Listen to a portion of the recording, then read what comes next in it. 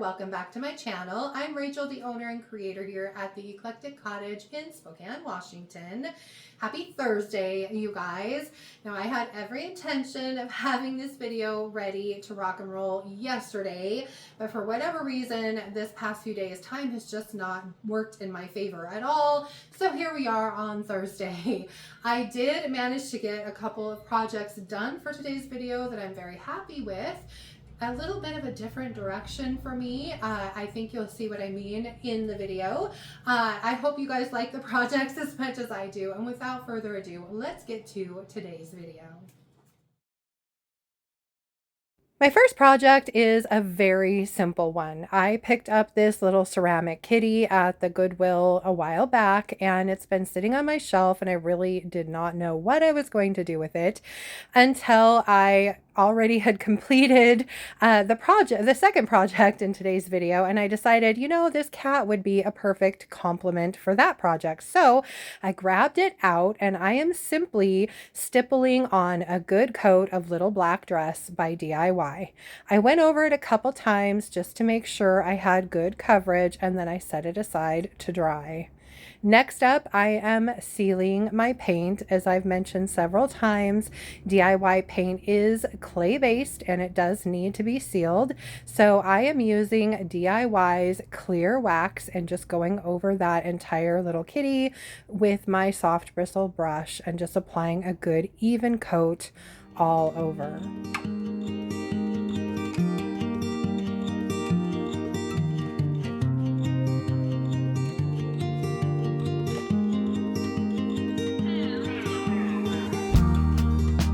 As I applied my wax, I also went over everything with a dry shop towel, very, very gently wiping back any excess clear wax. Once I had that step completed, I really liked how the cat was looking, but I wanted to bring out the little bit of detail it did have. And since I am currently out of DIY white wax, I am using Sweet Pickins white beeswax for this. Hopefully DIY's colored waxes will be back in stock sometime this fall, but I decided these colored beeswaxes would be a good alternative until that time. So I do have little sample jars of these available on my website. I've got them in clear, dark, black, and white, and that's www.theeclecticcottage.spokane if you're in need of some waxes. Now, as you can see, I'm just applying that white beeswax into all the detailed areas of this little kitty, and then I am very gently wiping back the excess with a dry shop towel.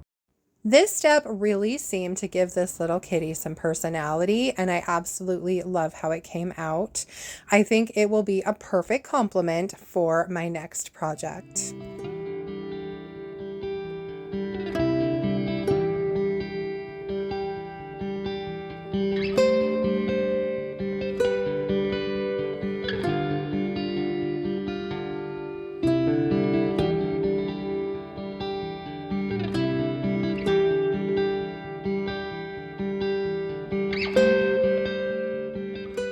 For my second project, I am making over this wooden box that I got at the Goodwill a while ago. This thing is made to look like a book, almost like you could put it in your bookshelf and it would just blend right in. And I actually got this a while ago, threw it into my stash, and then forgot I even had it until probably a week ago. And then I was having the hardest time deciding what I wanted to do with it. If I wanted to make it over for Halloween, for fall, for Christmas. But what I have eventually decided was to go ahead and give it more of a macabre kind of look. And I am going to be making this over for a little Halloween style vignette. So as you can see, I went ahead and removed the hinges, and then I'm giving this thing a really good bath with some crud cutter to start. When I flipped it over to wash the bottom, I realized there was a sticker and some gunk that had been left behind by some felt pads that were on it. So I'm just using some lemon oil to get rid of all of that goo. If you don't have lemon oil in your arsenal, I really recommend it. It's great at getting rid of goo and gunk from pieces without any caustic chemicals, and it smells lovely, which is always a bonus. And once I was done with all of that, I went ahead and rinsed off my piece with some clean water just to make sure it was nice and clean and that I'd removed any residue left over by the crud cutter. Now, I know you guys don't see me use primer very often, but the finish on this thing was so slick and I was really kind of worried about the durability of my paint. So I decided to go ahead and give this a coat of primer before I started painting. For the primer, I'm using DIY's Clear Salvation Solution, and I am just going over this with one good even coat of that primer. Now, unfortunately, DIY is currently out of Salvation Solution in Clear, but as soon as they have it back in stock, I will order some and have it available in my web shop. Once my Salvation Solution was completely applied and dry, it was time to move on to painting. Now, since I am giving this kind of a macabre, dark, Halloween themed feel, I decided I wanted a dark color, and I am going over this with DIY's Cottage color in Anvil. Now you can see this looks very charcoal gray at this point. It actually dries a bit darker than it is when it's wet, so it will darken up as it dries.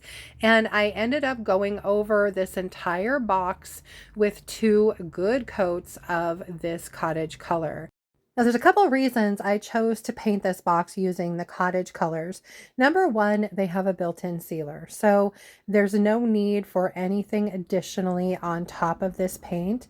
And number two, these paints are extremely durable. And again, since this was kind of a slick surface, even though I had already used a primer, I really wanted a durable paint on top of that. And so that also went into play when I made my decision as far as a color went. Now, since I'm going to be putting decoupage paper on the top of the box, I wanted to paint that with a white color, just so that the images in the decoupage paper really stand out. And I chose to go in with 2 coats of the Cottage color called White Linen.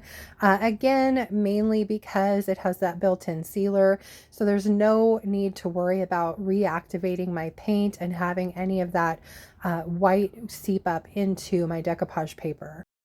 I ended up going over the lid with 2 good even coats of that white linen paint and a third in just a few places where there was still a couple shadows of that dark showing through.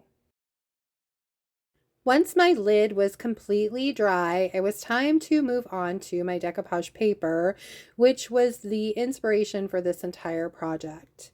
This paper is called Dark Academia. It's one by Roycycled Treasures. It is a gorgeous kind of macabre paper with different images in it, like skulls and skeletons and spider webs, and I thought it would be a perfect fit for a Halloween inspired project. So I cut out the piece that I needed and I began laying down my decoupage paper. For my medium, I'm using DIY's Clear Liquid Patina, and I start just by putting a strip down about 2 inches wide and laid my paper down over the top of it, and then I go over the paper with another coat of the liquid patina. You could see I'm also spritzing my paper just a little bit with some water just to help release the fibers and help it lay down smoothly so that there aren't any wrinkles. Once I have that first strip down, I just continue on up my board, laying down more liquid patina and then smoothing my paper out over the top of it using my paintbrush and more of that liquid patina until my board is completely covered.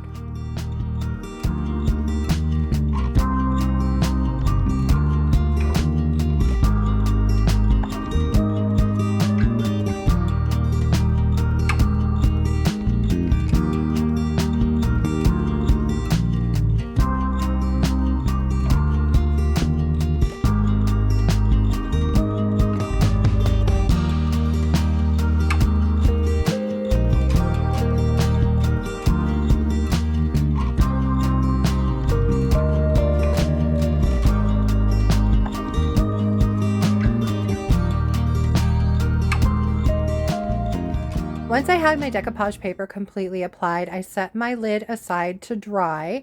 And once it was completely dry, I came back in with some 220 grit sandpaper to sand off the little bit of excess paper. Now, as you can see, I'm just very carefully and gently in kind of a downward sweeping motion going over the edges of this lid to release the excess paper. This took me a minute just because this is a rounded edge, and there were a couple places where I'd gotten a little crazy with the liquid patina, and it was just a touch harder to remove the paper. Once I had that finished, I went ahead and cleaned up my lid a little bit, and then I went around with a little artist brush and more of that Anvil paint, and I just filled in a couple places where I had sanded through to the wood and just made sure that any of that white that was showing was covered up.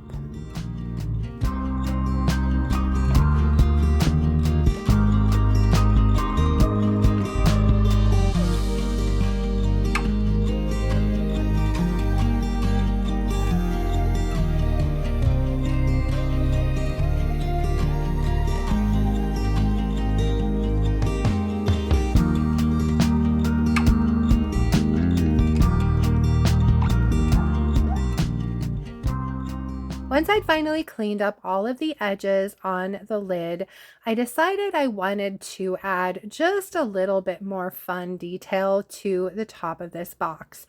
So I started by grabbing out this stencil by Redesign and adding some stenciling to just one corner of the box, just for a little bit of added detail. So I am pouncing on some more of that Anvil paint over the stencil, again, just to add something extra to this one corner. Once that was finished, I grabbed out some metal corners that I had bought on Amazon a long time ago. They're just in my stash, but I love using them in projects like this to bring in kind of another textural element. So I placed one of those on each of the four corners, and then I had to use a little pair of needle nose pliers to hold those tiny little nails while I hammered them down. This took a few minutes, but I did eventually get all four of these little metal corners adhered. Once I was pretty happy with how my lid was looking, I decided I wanted to add something to the front of this box as well. I grabbed out this mold from Redesign with Prima. This one's called Imperial Intricacy, and for my medium, I'm using 2-part casting resin. It's an easy product to use. You just simply take equal parts from each of the 2 jugs, mix them together really, really well, and then pour them into your mold. You can see here, this is time-lapse, of course. It turns white once it's cured, and then you can pop it out of your mold. The castings are very, very hard. It's not like clay where you have to worry about chipping them or having pieces fall off or any cracking. They are really, really durable once they are done. And you can see here, I did go over my casting with a couple of coats of that Anvil paint to get it ready to go onto the front of my box. Once my paint was completely dry, I grabbed out my Titebond Quick and Thick and added a good even layer of that to the back of my casting. Then it was time to glue it to the front of my box, being very careful to make sure I had it as centered as I could possibly get it. And then I just used a couple of clamps to hold it in place while it dried. Once my glue was completely dry, I just grabbed a little artist brush and my Anvil paint and went around the edges of the casting to cover up any places where the glue had oozed out from underneath a little bit. Once that was done, I went ahead and waxed my box. Now I am using DIY's black wax, and I am going over this entire box with that wax other than the lid. Now I know I used the Cottage color and there's really no need for this step, but I love the feel and the look of wax. And I also like the fact that the black wax really helps to darken the Anvil paint and make it closer to a true black color. So I'm again just going over this entire box, including the casting on the front with a good coat of my DIY black wax, and then I'm very carefully wiping back the excess with a dry shop towel.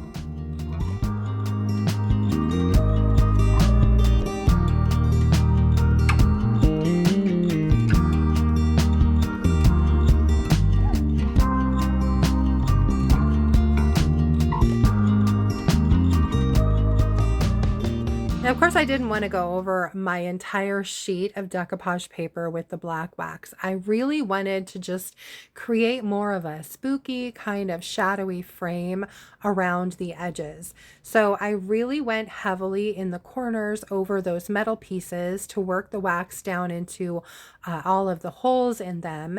And then I just kind of feathered that black wax around the corner pieces and all around the edge of my decoupage paper to add kind of a nice shadowy effect just to, again, the edges of that lid.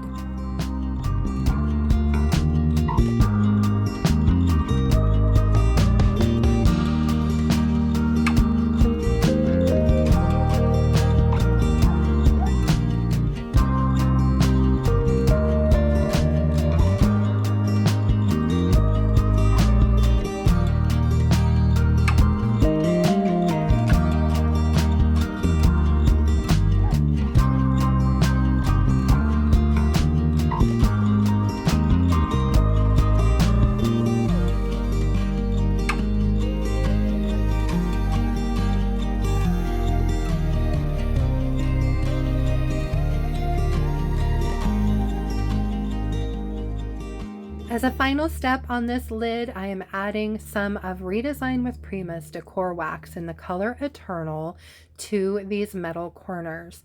I'm just tapping my finger into a little bit of that wax and then lightly brushing that over each of those metal pieces. Once I was finished with the Decor wax, my lid was basically finished. So I went ahead and reattached my hinges and then added my lid back to the box. I ended up deciding not to spray paint my hinges. Instead, I just cleaned up the gold portions where they had a couple little scratches with more of that Decor wax by Redesign with Prima. I also added some of that Decor wax to the casting that I put on the front of the box. Unfortunately, my camera was zoomed in too far to actually catch it on video. As a final step, since this box does resemble a book, I decided I needed to add a little something to the spine. So I took out my Chapelle Royalle stencil again. I taped off the portions that I didn't want to use, and with a stencil brush, I added some more of that Eternal Decor wax by Redesign with Prima.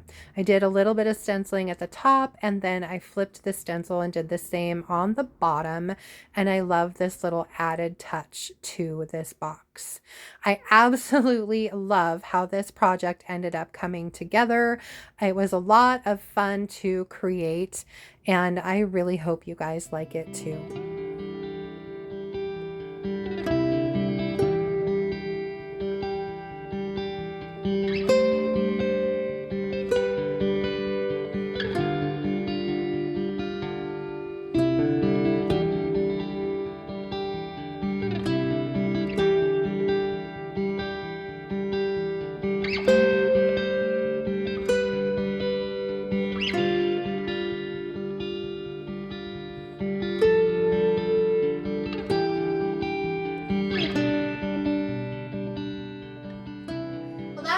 Here for today, you guys. I hope you liked my projects. What did you think of the end result of my book box? I had so much fun creating that. I think the hardest part was initially deciding if I wanted to go more Christmas or do more of a Halloween theme. I'm glad I went the direction I did. It was definitely outside my norm, but it was a lot of fun to create, and I hope you guys like it as much as I do. If you did enjoy today's video, please remember to give it a thumbs up. I so appreciate that. And if you haven't already, I would love it if you would subscribe to my channel and then just hit the little notification bell so you don't miss anything. And then, of course, don't forget to drop a comment below and let me know what you thought of today's projects.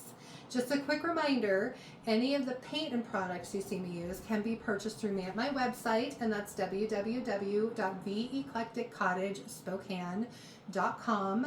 I carry DIY paint and products as well as Sweet Pickins milk paint and products.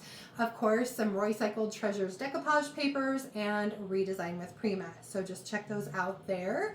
Let's see, today is Thursday, but for Saturday's video, I've already started kind of working on a couple projects for that. I am really hoping that I can get some stuff handled today and that I will have that video ready for you on Saturday, fingers crossed. So I hope I will see you back here Saturday for that. Until then, I hope you guys have a fantastic rest of your week and of course, beginning of the weekend. And thank you so much for being here. I appreciate it, you guys. And I will see you back here on Saturday.